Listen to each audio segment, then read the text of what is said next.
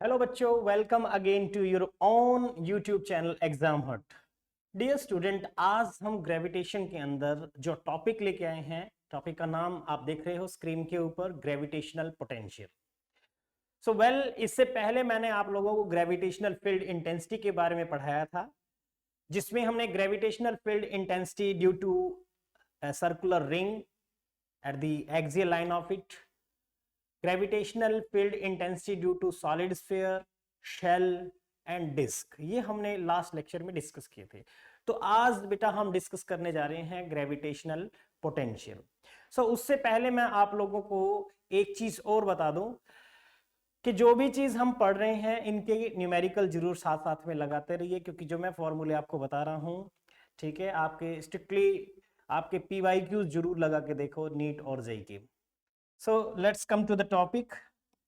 सबसे पहले तो बेटा ग्रेविटेशनल पोटेंशियल होता ही क्या है। देखिए, सबसे पहले हम बात करते हैं, कोई भी हमारे पास में ऑब्जेक्ट है, उसका एक फील्ड है। मान लो ये एक ऑब्जेक्ट का मैंने फील्ड बना लिया, यहाँ पे वो हमारा ऑब्जेक्ट है जिसका मास हमने कैपिटल M कंसीडर किया, और इस फील्ड से बाहर आपने कोई यूनिट मास रखा है जिसका मास मैंने m0 से रिप्रेजेंट किया है। अब ये यूनिट मास है, मास को आप चाहो तो इसको इक्वल टू 1 भी ले सकते हो। फील्ड से बाहर, इसके फील्ड से बाहर इसका पोटेंशियल 0 रहेगा। एक तो ये चीज आपके दिमाग में सेट करके रखना, फील्ड से बाहर इसका पोटेंशियल 0 रहेगा, यानी मैं इस मास को यहां पे कितना भी मूवमेंट करूं फील्ड से बाहर, जो वर्क डन होगा दैट विल बी 0, या ग्रेविटेशनल पोटेंशियल एनर्जी कितनी होगी, 0 होगी। अपने को समझना जरूरी यह है कि ग्रेविटेशनल पोटेंशियल ही क्या होता है। अगर इस यूनिट मास को उठा करके हम यहां ग्रेविटेशनल फील्ड के अंदर लेके आते हैं, तो मैंने कुछ वर्क डन किया होगा पर यूनिट मास, मतलब इस पॉइंट पे आने के बाद, इस P पॉइंट पे आने के बाद मैंने जो अभी तक वर्क डन किया per unit mass, that is equals to potential at P, वो P पॉइंट पे पोटेंशियल के बराबर होगा। अब इसके मास से, यानी इस कैपिटल M के सेंटर से जो डिस्टेंस हमने कंसीडर किया, मान लो R, तो Vp will be equals to, ये आने वाला है minus of G capital M upon small r, ये पोटेंशियल है। और इसी को आप work done in bringing the unit mass from infinity to P point पर यूनिट मास, इसको हमने ऐसे भी लिख सकते हैं। Gravitational potential is defined as the work done per unit mass. ठीक है, ये क्या है, work done per unit mass in bringing it from infinity to given point in the gravitational field without changing its kinetic energy, यानी kinetic energy में change नहीं आना चाहिए, एक्सेलरेटेड मोशन नहीं होनी चाहिए, कहने का मतलब। ग्रेविटेशनल पोटेंशियल का फॉर्मूला अपने को ये चीज पता चला। मैंने इसको निकाला कैसे है, सपोज करो इस जगह पे यूनिट मास है, तो यहाँ पे फोर्स मैंने जो लगाया होगा, इस जगह पे फोर्स देखेंगे, इसकी वजह से कितना बनेगा force, that force will be equals to capital G capital M, unit mass है तो 1 ले लेते हैं, और ये R डिस्टेंस पे है, तो ये हो गया, ये ग्रेविटेशनल फोर्स है। Let's suppose GW be the small amount of work done in moving the unit mass in the gravitational field.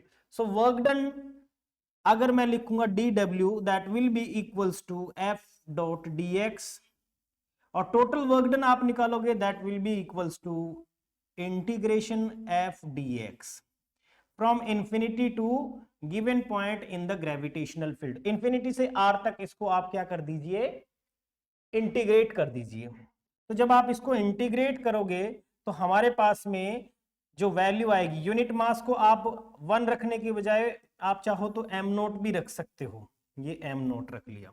तो अब जब आप इसको सोल्व करोगे, it will comes out to be minus capital G capital M m0 upon R। Okay, ये gravitational potential energy है, ये gravitational potential energy, आप चाहो तो इसको U से रिप्रेजेंट कर सकते हैं। तो ये तो है ग्रेविटेशनल पोटेंशियल एनर्जी। माइनर सा डिफरेंस है दोनों फिजिकल क्वांटिटीज में, वो एक्चुअल में वर्क डन है। ग्रेविटेशनल पोटेंशियल एनर्जी क्या है? एक वर्क डन है in bringing the unit mass from infinity to given point in the gravitational field without changing kinetic energy. So ये तो फॉर्मूला निकल के आ गया ग्रेविटेशनल पोटेंशियल एनर्जी का, ग्रेविटेशनल पोटेंशियल एनर्जी बेटा। और अगर मुझे इसी से पोटेंशियल बनाना है, इसी से मुझे अगर पोटेंशियल बनाना है तो मुझे क्या करना पड़ेगा? Simply V is equals to work done per unit mass, work done per unit mass, so that will be equals to capital G capital M upon R। So इतना ग्रेविटेशनल पोटेंशियल हो जाएगा। ठीक है, ये होता है ग्रेविटेशनल पोटेंशियल। तो मैंने ग्रेविटेशनल पोटेंशियल एनर्जी और ग्रेविटेशनल पोटेंशियल के बारे में बताया। ये एक स्केलर क्वांटिटी है, ग्रेविटेशनल पोटेंशियल एनर्जी हो या ग्रेविटेशनल पोटेंशियल, दोनों ही क्या है? स्केलर क्वांटिटी है। ठीक है, स्केलर क्वांटिटी है और इसको हम मेजर किस में करेंगे? आपने कहा वर्क डन पर यूनिट मास, तो इसकी SI यूनिट जूल पर केजी हम लिख सकते हैं, जूल पर केजी ग्रेविटेशनल पोटेंशियल। और ग्रेविटेशनल पोटेंशियल एनर्जी इसको आप जूल में मेजर करते ही हो। सो वेल, इसके बारे में थोड़ा और समझ लेते हैं। ग्रेविटेशनल पोटेंशियल जिसको मैंने कहा ग्रेविटेशनल फील्ड इंटेंसिटी के साथ में क्या रिलेशन बनता है ग्रेविटेशनल पोटेंशियल एनर्जी का? देखिए I इज इक्वल्स टू हम लिख सकते हैं माइनस ऑफ du/dr, इसको हम बोलेंगे negative of potential gradient, negative of potential gradient. ये ध्यान से समझना बेटा, ये क्या चीज है? ग्रेविटेशनल पोटेंशियल यानी ग्रेविटेशनल फील्ड इंटेंसिटी जो होता है वो नेगेटिव ऑफ, ठीक है, सॉरी, इसको ग्रेविटेशन पोटेंशियल एनर्जी नहीं बोलेंगे, ये तो हमारा ग्रेविटेशनल फील्ड इंटेंसिटी का फॉर्मूला नहीं बनेगा। ग्रेविटेशनल पोटेंशियल, इसको dV/dr बोलो, इसको dV/dr। अगर आप du/dr करोगे तो क्या बन जाएगा? अगर du/dr करोगे तो क्या बन जाएगा?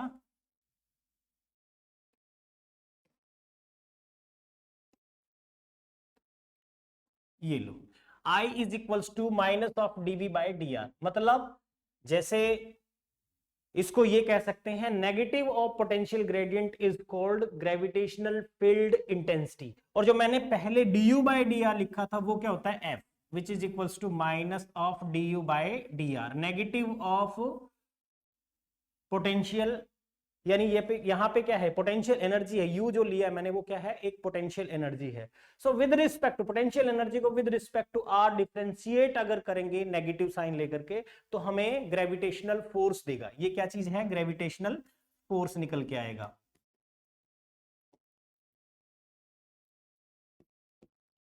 और यहां पे मैंने क्या लिया है? Gravitational field intensity, gravitational field intensity. So gravitational field intensity is nothing but it is the negative potential gradient। मतलब पोटेंशियल जो भी दे रखा हुआ उसका माइनस साइन लेकर के मैं with respect to R differentiate करूंगा तो मुझे ग्रेविटेशनल फील्ड इंटेंसिटी भी मिल जाएगा। सो एक चीज ये भी है, और मुझे पोटेंशियल, मैंने अभी पोटेंशियल का फॉर्मूला आपको बताया है minus of U minus of G/m/r, या फिर आपने लिखा था वर्क डन पर यूनिट मास, ये लिखा। लेकिन पोटेंशियल का फॉर्मूला यहां से भी निकाल सकते हैं बेटा, वो क्या बनेगा? V is equals to integration, इसको क्रॉस मल्टीप्लाई कर दो माइनस का साइन लेकर के I.dr, इससे भी आप पोटेंशियल निकाल सकते हो, इससे भी आप पोटेंशियल कैलकुलेट कर सकते हो। ठीक है, इतना पॉइंट अगर क्लियर हो गया तो थोड़ा सा एक चीज और समझ लेते हैं। साथ साथ में नोट करते रहिए, स्क्रीनशॉट ले लो। वेल, अभी देखो अपने को नॉलेज हो गई है ग्रेविटेशनल फील्ड, ग्रेविटेशनल पोटेंशियल क्या है और ग्रेविटेशनल फील्ड एनर्जी या ग्रेविटेशनल एनर्जी क्या है। ठीक है, अब ग्रेविटेशनल एनर्जी जिसको हमने बोला है, ग्रेविटेशनल पोटेंशियल एनर्जी जिसको बोला है, वो कैलकुलेट कैसे करते हैं या ग्रेविटेशनल पोटेंशियल कैसे कैलकुलेट करते हैं, इन पे बात करते हैं।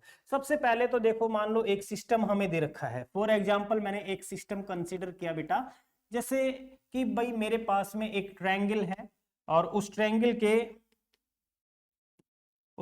के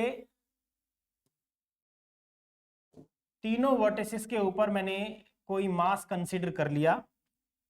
यहां पे इस जगह पे मैंने मास कंसीडर किया m1 और यहां मास हमने कंसीडर किया m2 और यहां पे एक मास हमने कंसीडर कर लिया m3। m1 और m2 के बीच का जो डिस्टेंस है उसको मैंने r1 से रिप्रेजेंट किया, m2 और m3 के बीच के डिस्टेंस को r2 और यहां जो डिस्प्लेसमेंट है उसको मैंने r3 से रिप्रेजेंट किया। तो इस ट्रायंगल के तीनों वर्टिसेस पे इन मासेस को लेके आने के लिए वर्क डन कितना करना पड़ेगा या फिर ग्रेविटेशनल पोटेंशियल एनर्जी कितनी स्टोर होगी, ये हमें समझना है। So gravitational potential energy of the system, gravitational potential energy of the system. इस सिस्टम की ग्रेविटेशनल पोटेंशियल एनर्जी कैसे कैलकुलेट करेंगे? और उसके लिए मैंने U इज इक्वल्स टू, देखो सबसे पहले इस ऑब्जेक्ट को यहां हमने रखा है, इसको मैं कहीं से भी उठा के लेके आ रहा हूं। फर्स्ट मास को जब हम उठा के लेके आएंगे तो आपने वर्क डन कितना किया, क्योंकि वो किसी के फील्ड में नहीं आ रहा है, ये अभी हमने इस वर्टिसेस पे नहीं रखे तो किसी के फील्ड में नहीं आ रहा होगा, तो हमने क्या कहा कि इनके बीच में कोई वर्क डन अभी नहीं हुआ होगा। जब आप m1 को लेके आओगे तो क्योंकि किसी के फील्ड में ही नहीं आ रहा है, तो अगर मैंने कहा कि m1 को लेके आने के लिए वर्क डन w1 0 है, लेकिन जैसे ही मैं सेकंड m2 को लेके आऊंगा, किसके फील्ड में आ रहा है m2 आ रहा है m1 के फील्ड में, तो जैसे ही m1 के फील्ड में आएगा तो m1 क्या लगाएगा, उसके ऊपर ग्रेविटेशनल फोर्स लगाएगा, तो डेफिनेटली वहां पे ग्रेविटेशनल पोटेंशियल एनर्जी स्टोर होगी और वो बनेगा minus of ji m1 m2 upon इनके बीच का जो गैप है r1। अब जैसे ही थर्ड मास को लेके आएंगे तो टोटल वर्क डन थर्ड मास को लेके आने से, थर्ड मास जो आ रहा है वो m1 के फील्ड में भी आ रहा है और आप देख रहे हो m2 के फील्ड में भी आ रहा है।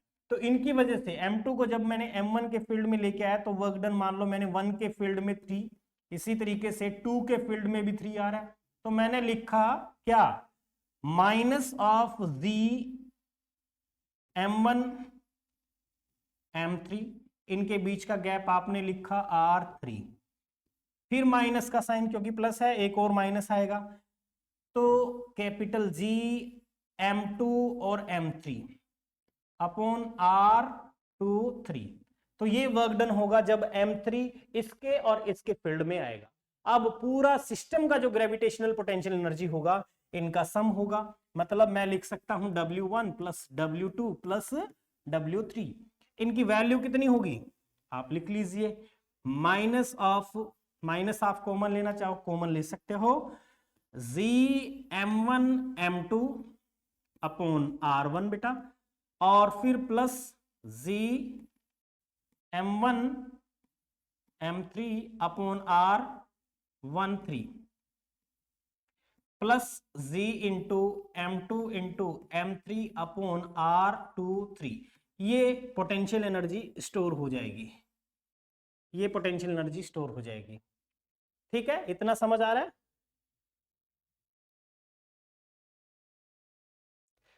अगर इतना पॉइंट क्लियर हो गया, ऐसे ही पोटेंशियल का भी पूछ सकता है, ऐसे ही पोटेंशियल का भी क्वेश्चन बना सकता है। जैसे मान लो एक एग्जांपल के लिए हमसे कोई क्वेश्चन पूछ लेता है कि एक रेक्टेंगल बना लेते हैं,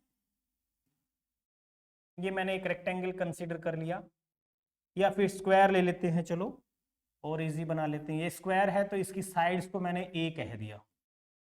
अब कह रहा है कि इनके वर्टिसेस के ऊपर मैंने क्या रख दिए, मास अटैच कर दिए हैं और उन मासेस की वैल्यू m, इसके भी m और इसकी भी m और यहां पे भी m कह दिया।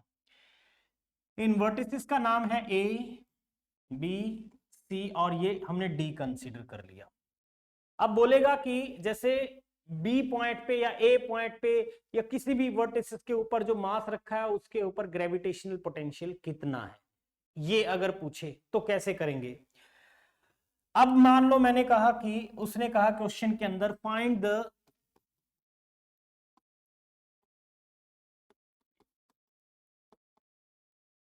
Gravitational potential eight mass placed at A vertices के ऊपर जो मास रखा है उसके ऊपर ग्रेविटेशनल पोटेंशियल कितना है। अब कौन कौन लगा रहे होंगे, तीन मास आपको दिख रहे होंगे, ए को छोड़ करके बी, सी और डी पॉइंट पे रखे हुए मासेस जो है इसके ऊपर क्या लगा रहे होंगे, ग्रेविटेशनल पोटेंशियल लगा रहे होंगे। फॉर्मूला आपके टिप्स पे होना चाहिए। यहां पे हम कैसे निकालेंगे इसको, आप निकालोगे सीधे सीधे, देखो ए पॉइंट पे ये पोटेंशियल भी लगाएगा और इसका पोटेंशियल भी होगा और इसका भी पोटेंशियल होगा। अब बात आती है कि इनके बीच का जो पोटेंशियल है, ये इसके ऊपर जो पोटेंशियल लगा रहा होगा V इज इक्वल्स टू, मैंने लिखा -ZM अपॉन A, क्योंकि इनके बीच का डिस्टेंस क्या है, A है। अब इतना ही पोटेंशियल इसका होगा क्योंकि मास सेम है, इसका मास और इसका मास सेम है। ये मास इसके ऊपर क्या लगा रहा होगा, ग्रेविटेशनल पोटेंशियल, और गैप भी वही का वही है। तो मैंने जो लिखा है उसी को 2 से मल्टीप्लाई कर देता हूं। ठीक है, मैंने जो लिखा है उसी को 2 से मल्टीप्लाई करके लिख देते हैं ताकि थोड़ा कैलकुलेशन हमारी आसान हो जाए। अब इन दोनों का पोटेंशियल तो मैंने निकाल लिया। अब तीसरा रह गया हमारा ये, इसकी वजह से पोटेंशियल कितना बनेगा। तो इसकी वजह से आप यहां से यहां पे पोटेंशियल देखोगे तो ये गैप कितना है, सबको पता होना चाहिए बेटा। स्क्वायर है तो स्क्वायर का डायगोनल कितना होता है, √2a। तो आपने लिख दिया minus of capital GM upon √2a। तो ये पोटेंशियल आ जाएगा निकल के। आप इसको चाहे अपनी टर्म्स में ऐसे लिख लीजिए, minus of GM upon a, और अंदर टर्म आ जाएगी 2 - 1/√2। ठीक है, तो ये पोटेंशियल हो जाएगा ए पॉइंट पे रखे हुए मास के ऊपर।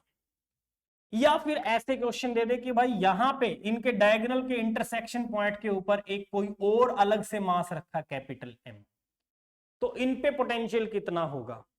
इस केस में पोटेंशियल ये सारे लगा रहे होंगे, इसके ऊपर चारों इसके ऊपर पोटेंशियल लगा रहे होंगे। तो आपने इसकी वजह से इसकी वजह से इसकी वजह से 4 टाइम कर दिया। लेकिन अगर पूरे सिस्टम का पोटेंशियल पूछे, जैसे अभी मैंने जो क्वेश्चन बनाया था उस क्वेश्चन के हिसाब से भी अगर बात करें, इसमें भी क्वेश्चन में थोड़ा सा वेरिएशन कर देते, find the gravitational potential of the system. Of the system आ जाएगा तो ये दोनों एक दूसरे के ऊपर, ये एक दूसरे के ऊपर, ये एक दूसरे के ऊपर, ये और ये आपस में, ये और ये आपस में, फिर टोटल पोटेंशियल ऐसे कैलकुलेट करना पड़ेगा। ठीक है, चलो पोटेंशियल के बारे में कुछ और डिटेल में स्टडी करते हैं। जैसे हमारे पास में कोई स्फेरिकल सॉलिड स्फीयर है, शेल है, रिंग है, डिस्क है, इनकी वजह से ग्रेविटेशनल पोटेंशियल कितना होगा, ये चीज डिस्कस करते हैं।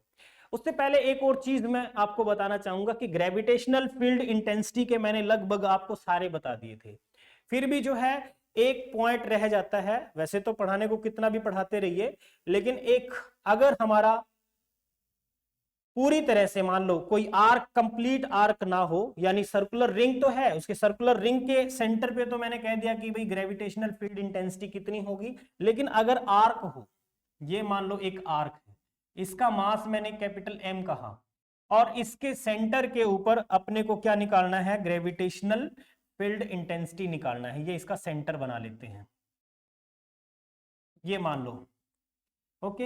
ये इसमें एंगल बनाया इसने, जो भी अल्फा एंगल बना दिया, मान लो ये O पॉइंट है जो इस आर्क का सेंटर है, और इस आर्क के सेंटर पे हमें ग्रेविटेशनल फील्ड निकालना है, ग्रेविटेशनल फील्ड इंटेंसिटी कैलकुलेट करनी है। लेकिन इस आर्क का मास हमें M दे रखा है, अल्फा कितना भी एंगल हो सकता है।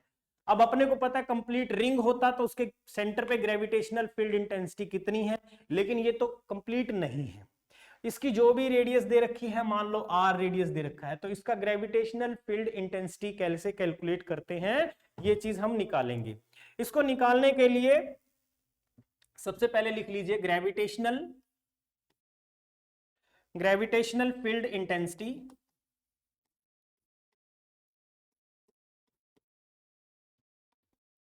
ये एडिशनल है थोड़ा पीछे का टॉपिक।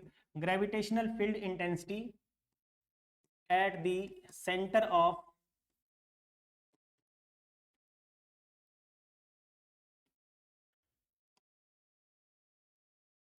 आर्क। ठीक है, आर्क के सेंटर पे ग्रेविटेशनल फील्ड इंटेंसिटी कितना होगा। इस आर्क की जो भी लेंथ होगी, मान लो L है, तो मैंने इसके लिए एक चीज आपको कहा, let lambda be the mass पर यूनिट लेंथ, मास पर unit length, per unit length अगर मास है तो लैम्डा को आप लिख कैसे सकते हो, lambda is equal to total mass upon length, तो लैम्डा हमारा ये है। तो यहां पे ग्रेविटेशनल फील्ड इंटेंसिटी जो बनेगी उसको हम डायरेक्ट लिख सकते हैं twice of capital G into lambda upon जो भी रेडियस आपने ली है वो आर, और इनटू में साइन ऑफ जो भी अल्फा एंगल है उसका अल्फा बाय 2। इतना सा काम करना है, तो ये आपका आंसर हो जाएगा। ठीक है, यहां पे ग्रेविटेशनल फील्ड इंटेंसिटी अगर अपने को निकालनी हो किसकी वजह से, आर की वजह से। अब ये आर की, ये फॉर्मूला आपके दिमाग में सेट होना चाहिए।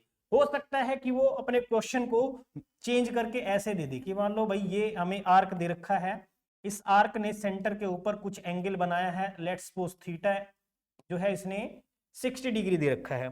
ठीक है, इस आर्क की लेंथ दे रखी हो, टोटल मास दे रखा हो, तो भी हम निकाल सकते हैं, लैम्डा निकालना पड़ेगा, या फिर लैम्डा उसने डायरेक्ट भी दे रखा हो, डायरेक्ट उसने दे दिया लेट्स सपोज 2 kg पर मीटर। ठीक है, क्योंकि m बाई एल है, ये मास पर यूनिट लेंथ है लैम्डा, तो लैम्डा की वैल्यू उसने दे रखी है और रेडियस उसने दे रखा हो, लेट्स सपोज के भाई 4 मीटर इसकी रेडियस है, इसके सेंटर पे ग्रेविटेशनल फील्ड इंटेंसिटी कितनी होगी।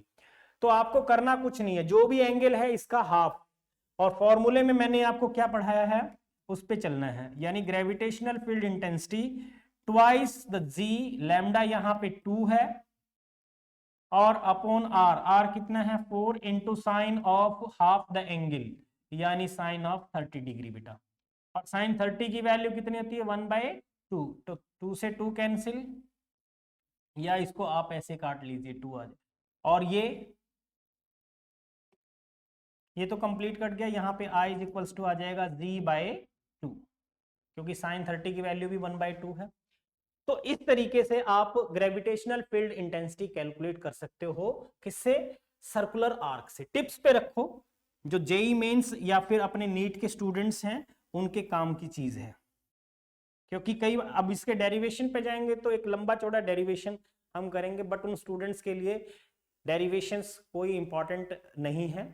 ठीक है, और अगर मान लो हम बोर्ड क्लासेस की बात करें, उनके लिए ये टॉपिक कोई काम का नहीं है। ठीक है, क्योंकि वो बच्चे जनरली अपने सिलेबस के अकॉर्डिंग चलते हैं, पैटर्न के अकॉर्डिंग चलते हैं। सो ग्रेविटेशनल फील्ड इंटेंसिटी हमने पढ़ लिया। अब बात करते हैं, हमारे वापस पोटेंशियल पे आ जाते हैं। ग्रेविटेशनल पोटेंशियल कैलकुलेट करते हैं अलग अलग पॉइंट्स के ऊपर।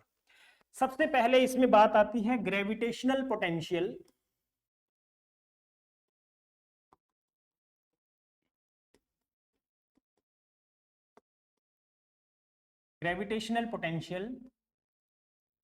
Due to solid sphere. तो सॉलिड स्फीयर से हम ग्रेविटेशनल पोटेंशियल कैलकुलेट करते हैं बेटा, और इसके लिए आपको एक चीज याद रखना है, सॉलिड स्फीयर, कोई भी सॉलिड स्फीयर आपने बना लिया, ये बना लेते हैं, हमने सॉलिड स्फीयर बना लिया, और इसके सेंटर से पहले हम आर डिस्टेंस पे कंसीडर करेंगे कि भाई ग्रेविटेशनल पोटेंशियल बाहर कितना होगा, इसके सरफेस पे कितना होगा, इसके अंदर कितना होगा, ये 3 पॉइंट डिसाइड करेंगे। इसकी रेडियस को आपने अगेन कितना कंसीडर किया है, जैसे ग्रेविटेशनल फील्ड इंटेंसिटी निकालते हुए हमने कंसीडर किया था, ये आर है, ये इसका सेंटर पॉइंट है, इसका टोटल मास बेटा हमने कैपिटल एम कंसीडर कर लिया। इसके सेंटर से जो भी डिस्टेंस है आर, इस पॉइंट के ऊपर ग्रेविटेशनल पोटेंशियल कितना होगा, ठीक है, इसके सरफेस पे कितना होगा या फिर अंदर कितना होगा, सबसे पहले ये चीज डिस्कस करते हैं। वेल, अपने को यहाँ पे एक चीज ध्यान रखना है,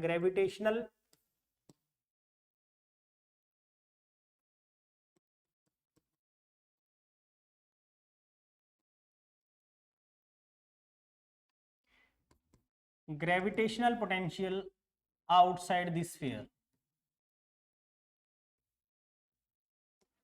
आउटसाइड द स्फीयर, आउटसाइड का मतलब है small R greater than capital R discuss कर रहा है। तो इसमें आपको बिल्कुल पॉइंट मास के तरह से कंसीडर करके चलना है, पोटेंशियल बनेगा minus of G capital M upon R, यानी potential is inversely proportional to R है। यहाँ पे gravitational potential inversely proportional to R है। अब इसमें अगर अपने को gravitational potential outside the sphere पता चला है तो सरफेस पे कितना होगा आप खुद बता सकते हो। सरफेस पे बनेगा, आपको साफ साफ पता है कि सरफेस पे जब भी ग्रेविटेशनल पोटेंशियल निकालेंगे स्मॉल आर की जगह पे हम क्या रख देंगे, कैपिटल आर लिख देंगे। कितना लिख देंगे, कैपिटल आर। ठीक है, तो अब देखिए बात करते हैं सबसे पहले सरफेस पे, फिर इनसाइड की बात करेंगे। तो gravitational potential at the surface, अब सरफेस पे स्मॉल आर को आपने कैपिटल आर रख दिया। जैसे ही आर रखोगे फॉर्मूला आपका कैपिटल आर यूज होगा, ये बन गया। इसी तरीके से inside, gravitational potential inside the sphere,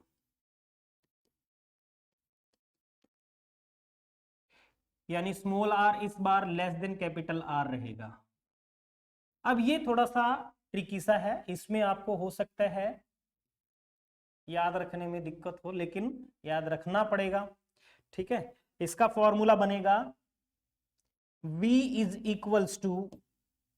equals to minus of G M upon twice of R cube into R square into thrice of R square minus small R square. ठीक है, ये याद रख लीजिए, ये याद रख लीजिए। ओके, अब जब इसको याद रखोगे तो इसमें एक चीज और आपको पता चल रहा है कि ग्रेविटेशनल फील्ड इंटेंसिटी आपने देखा कि सेंटर पे 0 हो जाती है एग्जैक्टली। यहां पे पोटेंशियल 0 नहीं होने वाला है। ठीक है, सॉरी, स्फीयर के सेंटर पे भी ग्रेविटेशनल पोटेंशियल हमारा हाँ बिल्कुल 0 था, यहां पे 0 नहीं होगा। देखो अब कितना होगा, इसमें पुट करके देखेंगे। जैसे ही सेंटर पे जाएंगे तो ग्रेविटेशनल पोटेंशियल कितना बनेगा, स्मॉल आर की वैल्यू को आप कितना बना लोगे, 0।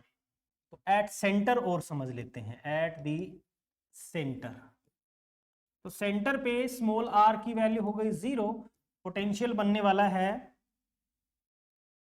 3r स्क्वायर से r कैंसिल, यानी minus of 3/2 G M upon capital R. और ये एक चीज और याद रखना कि जो v सेंटर पे है, v जो सेंटर पे है, centre of solid sphere is equals to 3/2 at the surface, potential at the surface. ये याद रखना। देखो सरफेस पे पोटेंशियल कितना है, minus of G M by R है, लेकिन सेंटर पे उसका कितना है, 1.5 टाइम्स। ठीक है, तो ये तो था potential due to solid sphere. और इसका एक ग्राफ भी बना के देखेंगे। देखो माइनस में जा रही है वैल्यू, ग्राफ नीचे की तरफ बनने वाला है। इसका ग्राफ कैसे बनेगा वो भी बना के देखते हैं। इसकी वजह से जो ग्राफ बनेगा, ये मान लो एक वाई एक्सिस आपने चूज कर लिया जिसके ऊपर हम ग्रेविटेशनल पोटेंशियल लेंगे और ये आर है। ओके, अब सबसे पहले तो देखो इसको आपने पोटेंशियल लिया, यहां पे आपने आर कंसीडर कर लिया। इसका जो ग्राफ बनने वाला बेटा वो कुछ ऐसा बनेगा, ऐसा एग्जैक्टली सेंटर पे जो है वो वैल्यू कितनी है, और ये वो पॉइंट होगा जहां पे आपने कहा कि small R equals to capital R, यहां पे small R greater than capital R, और इस जगह पे आपने पोटेंशियल लिखा minus of 3/2 G M upon capital R, यानी सेंटर पे है जो पोटेंशियल। नेगेटिव में ग्राफ क्यों बना रहे हैं, क्योंकि माइनस की वैल्यूज आ रही हैं, और यहां पे इसके बाद इनवर्सली प्रोपोर्शनल टू आर जाता है, नेगेटिव में ही रहता है, ये ग्राफ बनेगा। ठीक है, ग्राफ बहुत पूछे जाते हैं, ध्यान रखिए। ग्रेविटेशनल फील्ड इंटेंसिटी के भी बनाए थे मैंने सॉलिड स्फीयर का, लेकिन हो सकता है कि बुक में अपने को सॉलिड स्फीयर का ग्रेविटेशनल फील्ड इंटेंसिटी आई और आर के बीच का ग्राफ कुछ ऐसे दे रखा हो। ठीक है, मैंने भी ऐसे ही बनाया था, लेकिन ये भी नेगेटिव नीचे की तरफ बनता है, मतलब आप इसको ऐसे बना सकते हो, डायरेक्टली प्रोपोर्शनल और उसके बाद इनवर्सली ऐसे बनेगा, ये भी ग्रेविटेशनल फील्ड इंटेंसिटी का भी। ठीक है, अब आप नेक्स्ट पॉइंट पे चलते हैं। स्फेरिकल शेल अगर हो तो उसकी वजह से ग्रेविटेशनल फील्ड ग्रेविटेशनल पोटेंशियल कितना बनने वाला है, इसको चेक करते हैं। टॉपिक का नाम है gravitational potential due to spherical shell.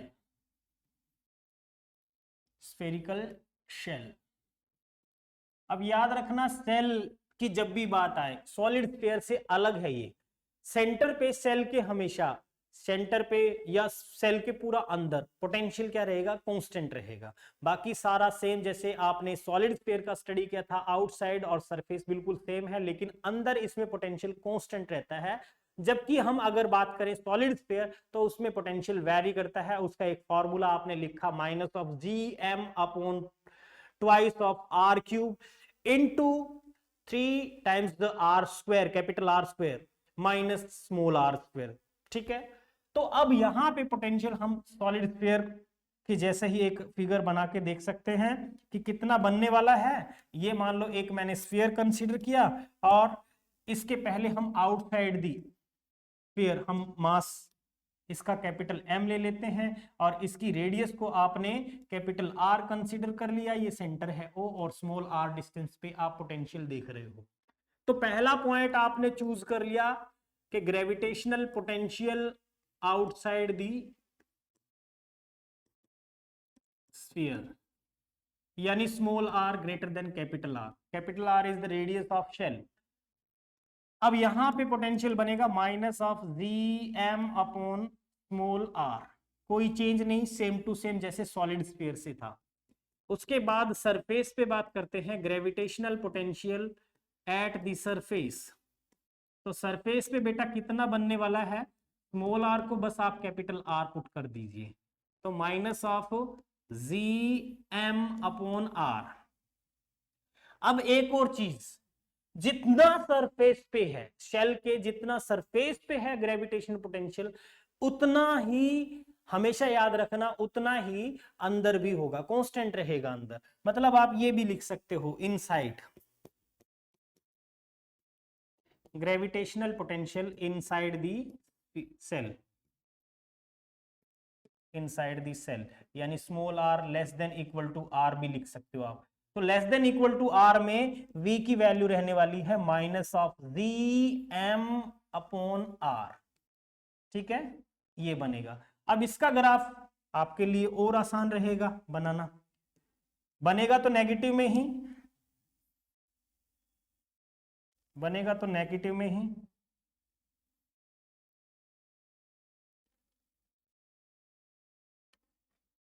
ये मैंने v कंसीडर किया, ये r, ये ओरिजिन है।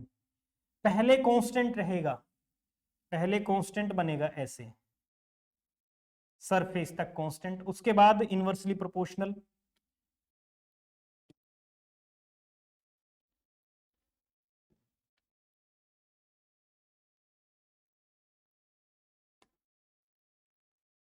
उसके बाद इनवर्सली प्रोपोर्शनल बन जाएगा। तो यहां पे जो वैल्यू है वो कितनी है, capital G capital M upon R, और ये सरफेस तक small r is equal to capital R तक कांस्टेंट है, उसके बाद इनवर्सली प्रोपोर्शनल हो जाती है। ठीक है, ये इसका ग्राफ बनेगा बेटा, जल्दी से स्क्रीनशॉट ले लो। उसके बाद अब हम शेल पढ़ चुके हैं, तो रिंग के सेंटर पे कितना बनेगा और इसके एक्सियल लाइन पे कितना बनेगा वो निकाल के देखते हैं। यूनिफॉर्म रिंग लेते हैं, कर लिया नोट। नेक्स्ट, ग्रेविटेशनल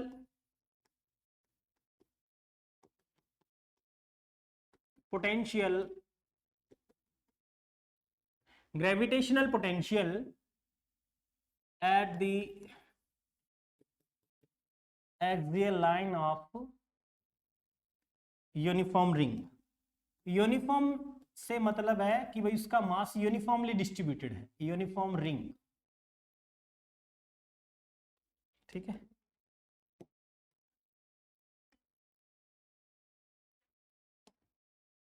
अब इसके लिए आप एक रिंग कंसीडर करोगे, ये मैंने रिंग बना लिया, इस रिंग का मास आपने कैपिटल M चूज कर लिया और इसके एक्सियल लाइन के ऊपर हमें क्या निकालना है, एक्सियल लाइन के ऊपर हमें कैलकुलेट करना है कि भाई इसका पोटेंशियल कितना बनने वाला है। ये O पॉइंट है, इसकी रेडियस को आप कैपिटल R कह लीजिए, ये X मान लिया मैंने।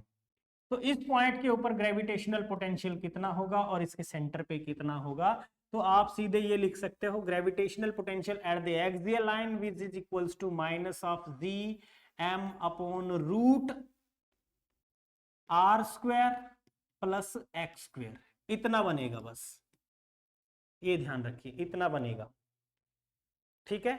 इसको नोट कर लीजिए। और अगर हम सेंटर पे निकालें तो सेंटर पे कितना बनेगा बेटा, सेंटर पे आप बड़े आसानी से निकाल सकते हो। सेंटर के लिए x की वैल्यू कितनी हो जाएगी, x की वैल्यू 0 हो जाएगी।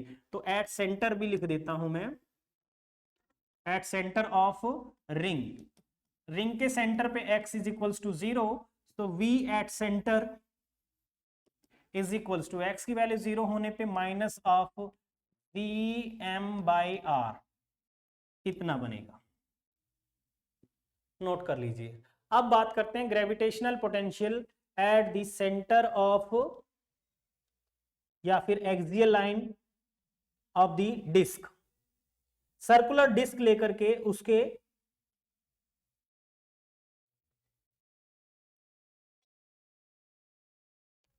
सर्कुलर डिस्क के सेंटर पे बात करते हैं। देखो बेटा, अब हम डिस्कस करने वाले हैं gravitational potential at the axial line of uniform disc. अब इसके लिए मैंने क्या किया, एक डिस्क कंसीडर कर ली, एक डिस्क हम बना लेते हैं बेटा, ये एक डिस्क है और इस डिस्क के एक्सियल लाइन के ऊपर हमें ग्रेविटेशनल पोटेंशियल कैलकुलेट करना है। लेट्स सपोज ये थिकनेस हो गई डिस्क की, ठीक है, और इस डिस्क की रेडियस को आपने कैपिटल R कह दिया और x डिस्टेंस के ऊपर कोई पॉइंट होगा जहां पे अपने को क्या कैलकुलेट करना है, ग्रेविटेशनल पोटेंशियल। इसका टोटल मास m है। अब O पॉइंट से अपने को, O इसका क्या है, सेंटर है। अब इसका मुझे ग्रेविटेशनल पोटेंशियल कैलकुलेट करना है, तो मुझे क्या करना पड़ेगा, इस डिस्क को हम कंसीडर करेंगे कि ये बहुत सारे एलिमेंट्री रिंग से बना हुआ है, ठीक है, जिसकी रेडियस 0 से कैपिटल R तक जा रही है। इसकी रेडियस कितनी है, कैपिटल R हमने कंसीडर कर ली। तो मैंने क्या किया बेटा, इसके लिए एक रिंग कंसीडर कर लेते हैं। इसके अंदर एक रिंग मैंने कंसीडर कर लिया जिसकी थिकनेस ऑलमोस्ट आप ये कह सकते हो कि भाई dx है, उसकी थिकनेस होगी कुछ dr, और इस रिंग का जो भी मास है उस रिंग के मास को मैंने dm कह दिया। इस रिंग के मास को हमने क्या कह दिया, dm से रिप्रेजेंट कर दिया। अब इस रिंग से एक्सियल लाइन के ऊपर, या फिर हमने ये कह दिया कि भाई इसके एक्सियल लाइन पे कोई पॉइंट P है जहां पे हमें क्या निकालना है, ग्रेविटेशनल पोटेंशियल निकालना है। सबसे पहले एक काम करो, अपने को ग्रेविटेशनल फील्ड, ग्रेविटेशनल पोटेंशियल कैसे निकालते होते हैं, माइनस ऑफ Gm अपॉन हमने पढ़ा है R स्क्वायर होता है। लेकिन अब मेरे पास में ये एलिमेंट्री रिंग है, इसका मास मुझे निकालना है, तो वो मैं कैसे निकालूंगा, इसके लिए मुझे चाहिएगा मास पर यूनिट एरिया। मास पर यूनिट एरिया बेटा, मास पर यूनिट एरिया कैसे निकालेंगे, टोटल मास डिस्क का m और इसको हमने लिख दिया पाई R स्क्वायर, ये मास पर यूनिट एरिया है। और अगर मुझे एलिमेंट्री रिंग का अगर कैलकुलेट करना है मास, सो मास ऑफ एलिमेंट्री रिंग, तो बेटा एलिमेंट्री रिंग का मास हमने इसको dm से रिप्रेजेंट किया। अब एलिमेंट्री रिंग का एरिया कितना होगा, एरिया ऑफ एलिमेंट्री रिंग, तो आप देखिए उसकी सर्किमफेरेंस कितनी बनेगी। अगर मैंने इसकी r रेडियस कहा तो सर्किमफेरेंस उसकी 2 पाई r, और उसकी थिकनेस को मैंने dr से रिप्रेजेंट कर दिया। लेट्स सपोज उसकी थिकनेस को मैंने dr से रिप्रेजेंट कर दिया। तो ये क्या बन गया, रिंग का एरिया बन गया। ठीक है, अब इस तरीके से हमने क्या करना है, इसका m upon pi into R square, ये तो मास पर यूनिट एरिया है, इंटू में एरिया ऑफ रिंग लगाएंगे, कितना बनेगा 2 pi small r into D R. इसमें कुछ कैंसिल हो रहा है, कैंसिल हो रहा है, उसको हमने कैंसिल कर दिया, पाई से पाई कैंसिल हुआ। तो वेल मेरे पास में dm कितना आ गया बेटा, dm आ गया हमारे पास, dm is equals to twice of capital M upon R square into R into D R. तो ये dm आ गया। अब मुझे क्या निकालना है, ग्रेविटेशनल पोटेंशियल निकालना है, या फिर dv कह सकता हूं, यानी ग्रेविटेशनल पोटेंशियल dv, क्योंकि इस एलिमेंट्री रिंग से जो पोटेंशियल बनेगा एक्सियल लाइन के ऊपर वो dv से रिप्रेजेंट किया, क्योंकि dm मास मैंने लिया है। उसके लिए आप लिखोगे minus of z into dm upon, अब यहां से ये वाला डिस्टेंस इंपॉर्टेंट हो जाएगा, ये डिस्टेंस कितना है, तो ये डिस्टेंस हमारे लिए कितना आएगा, इसको हम ऐसे लिख सकते हैं कि भाई ये जो भी डिस्टेंस होने वाला है उसको आप लिखोगे अंडर रूट dm आपने निकाल लिया, आर स्क्वायर आ गया, और ये जो पोर्शन बनने वाला है इसको आप इस तरीके से बना लो, चाहे हाइपोटेन्यूज डाल लो, चलो कोई नहीं, ये बना लिया बेटा, इसको मैंने बना दिया, ये इसको आप लिखोगे under root R square plus X square. तो ये डिस्टेंस बनने वाला है इससे, यहां पे मैंने इसको लिख दिया under root R square plus X square, ये dv आ गया। अब मुझे इसका इंटीग्रेशन करना है, इसका मुझे क्या करना है, इंटीग्रेशन करना है। इसका इंटीग्रेशन कैसे निकालेंगे, इसका इंटीग्रेशन निकालने के लिए मुझे क्या करना पड़ेगा, नेक्स्ट स्क्रीन पे जाने की बजाय इसी से देखते हैं बेटा, ये लो, अब हम इसको क्या करते हैं, इंटीग्रेट करते हैं, इंटीग्रेटिंग बोथ साइड। पहले आप वैल्यू रख लीजिए इसकी, minus of z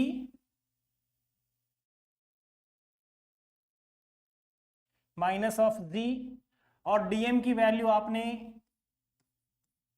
are square plus X square into dm, dm कितना है हमारे पास, twice the capital M into R into D R upon R square, ये बन गया।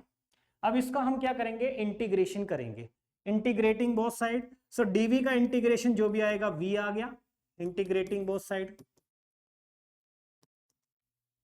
तो v इंटीग्रेशन जब करेंगे तो जो भी टर्म है इसके अंदर, जो जो कांस्टेंट है उसको हम बाहर लिख सकते हैं, और कांस्टेंट जो टर्म आ रही है वो कितनी है जरा देखो, minus of z capital M upon R square, upon R square. Integration में क्या रह जाएगा फिर, twice R D R upon root R square plus X square. इसको मैंने कांस्टेंट नहीं माना क्योंकि इसमें स्मॉल आर है, और स्मॉल आर किसकी रेडियस है, रिंग की। वो रिंग की रेडियस जो हमने एलिमेंट्री रिंग कंसीडर किया था उसकी रेडियस 0 से कैपिटल आर तक लाई कर सकती है, यानी 0 से स्मॉल आर किसके बीच में है, कैपिटल आर और 0 के बीच में लाई कर रहा है। ठीक है, सो मुझे इसको इंटीग्रेट करना है। अब इसका इंटीग्रेशन देखो बायो के स्टूडेंट के लिए तो टफ हो जाएगा, लेकिन बेटा अगर मैथ के स्टूडेंट हैं जिनको डिफरेंशिएशन या कैलकुलस आता है अच्छे से, वो कर सकते हैं इसको। लेकिन फिर भी हम ये मान के चलते हैं जिसको नहीं भी आता, चलो थोड़ा सा मुझे इंटीग्रेशन यहाँ पे बताना पड़ेगा। इसके लिए मैंने क्या किया, लेट हमने कंसीडर कर लिया भी, एक एडिशनल काम जो है मुझे यहाँ करना पड़ रहा है, वो क्या है, लेट इस टर्म को हम कंसीडर कर लेते हैं, यानी let t is equals to R square plus X square, ये हमने कंसीडर कर लिया, T square is equals to R square plus X square. अब इसका मुझे क्या करना है, दोनों तरफ इस टर्म को भी डिफरेंशिएट कर लो। इसको जब डिफरेंशिएट करेंगे इस टर्म को तो ये बनेगा देखो twice of T D T, और ये r है, इस r का differentiation twice of r D R, और x तो फिक्स है, एक्सियल डिस्टेंस है वो तो फिक्स है, उस फिक्स का अगर कांस्टेंट क्वांटिटी का डिफरेंशिएशन करोगे तो 0, तो ये लिखने की तो जरूरत आपको नहीं है। वेल अब देखो मेरे पास में ये 2r dr की वैल्यू यहां दिख रही है, इसकी जगह पे मैं क्या लिख सकता हूं, 2 dt, 2t/dt, ठीक है। So v is equals to, हम लिख रहे हैं v is equals to equal to minus of gm upon r square, और इंटीग्रेशन 0 टू स्मॉल r के बीच में तो कैपिटल R तक जाएगा, और इसकी वैल्यू कितनी आ गई, 2r dr की वैल्यू कितनी आ गई, 2t/dt अपॉन, ये देखो R square plus X square को हमने टी स्क्वायर पुट किया था, स्क्वायर है और अंडर रूट है, तो यहां पे आ गया स्मॉल टी, और ये भी आपको दिख रहा है कि टी से तो टी कैंसिल हुआ। तो वेल हमारे पास में जो टर्म आ गई,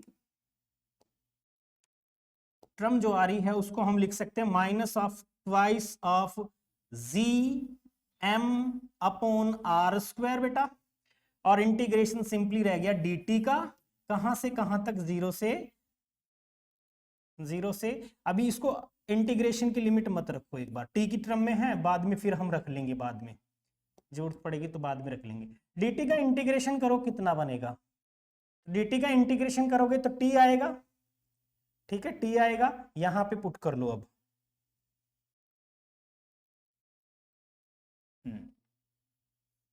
हाँ जी, अब देखो ये बन गया हमारा v is equals to minus of 2gm upon R square, और dt का इंटीग्रेशन बन गया t।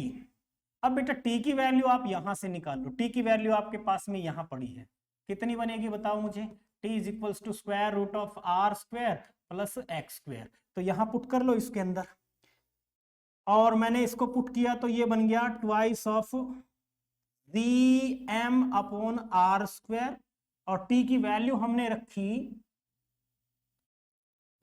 Under root small R square plus X square, और इसकी लिमिट 0 से कैपिटल आर तक, स्मॉल आर की लिमिट पुट करनी पड़ रही है, एक्स फिक्स है हमारा। अब देखो हमें नेक्स्ट क्या करना है, इसमें लिमिट पुट करेंगे, 0 पुट करेंगे तो एक टर्म आएगी एक्स स्क्वायर का, ठीक है, तो यहां पे इसको लिमिट पुट कर दो, ये बना भाई v is equals to minus of 2gm upon R square, और लिमिट पुट करेंगे कैपिटल R बनेगा एक, तो capital R square plus X square, और माइनस 0 पुट करोगे R की जगह पे तो एक्स स्क्वायर का रूट यानी x। तो ये बेटा अपना क्या बन गया, potential at the axial line of uniform circular disc. थोड़ा सा कॉम्प्लेक्स जरूर था, इतना बड़ा डेरिवेशन आपको नहीं निकालना है, ठीक है, ये मेनली आपको बताया कि आया कहां से है। डिस्क का जब केस होता है तो मोस्टली स्टूडेंट ये कहते हैं, क्योंकि मैं जब ऑफलाइन पढ़ाता हूं तो सर ये याद कैसे रखें, कहां से आ गया बोलते हैं, तो मैंने एक्चुअल में उसके लिए डेरिवेशन करके बताया है। बट आपको स्ट्रिक्टली इसको फोकस करना है कि बेटा ये जो रिजल्ट है हमारा, ये रिजल्ट हमें टिप्स पे याद रखना है, ठीक है। एक्सियल लाइन पे कितना होता है, minus of 2gm, capital M यानी डिस्क का मास हो गया, और यहाँ पे डिस्क की रेडियस का स्क्वायर, यहाँ पे square root of radius of disc square plus जो एक्सियल डिस्टेंस है डिस्क के सेंटर से उसका स्क्वायर, माइनस यहाँ पे x, ठीक है। ये आ गया हमारा, क्या चीज आ गया, ये डिस्क के एक्सियल लाइन के ऊपर ग्रेविटेशनल पोटेंशियल कितना होगा। और अगर सेंटर पे बात करें तो आपको सिंपली x की वैल्यू 0 पुट करनी है, 0 पुट करने के बाद में जहां पे ये r स्क्वायर उसका r बनेगा तो minus of 2gm by r हो जाएगा, ठीक है। तो आज का लेक्चर इतना ही, क्योंकि हमने आज सारे जो डेरिवेशंस स्टडी किए हैं वो थे ग्रेविटेशनल पोटेंशियल रिलेटेड, ठीक है। तो आई होप कि आप जो है इनको अच्छे से नोट कर रहे होंगे और इनके PYQ लगा रहे होंगे। इसी उम्मीद के साथ आज का दिन आपका बेहतर रहे। Have a nice day, good luck, जय हिंद।